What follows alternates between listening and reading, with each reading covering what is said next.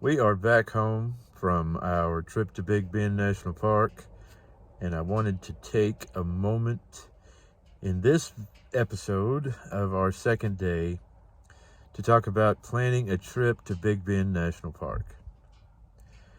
You have to plan ahead, months ahead, especially if you're going to go in December or March.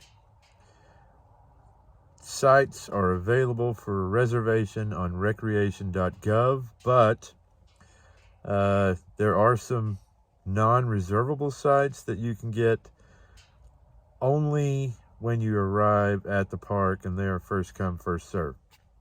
So if you're planning a overland type trip on the backcountry roads, or a backpacking trip, or especially if you're planning to camp at Rio Grande Village or the Chisos or Cottonwood, you have to reserve your sites months ahead of time. And if you don't, you may get lucky and get a site, but it's not going to be what you want.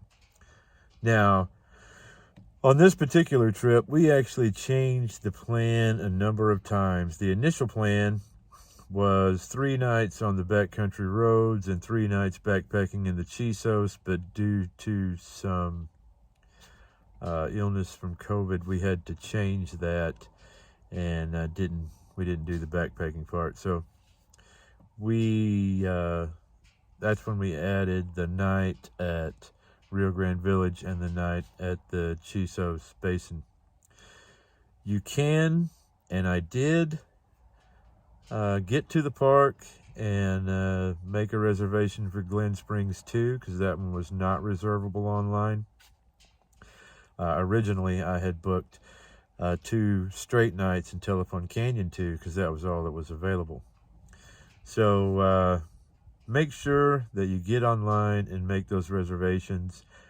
It is possible on occasion to make some changes. I think by the time we were done with this particular trip, we were on Plan E, because we changed it a number of times just because of what we had going on, and we changed our plan basically every day. But have a good, solid plan for a backup, even with your reserved sites to fall back on, or you could end up with nowhere to camp at all.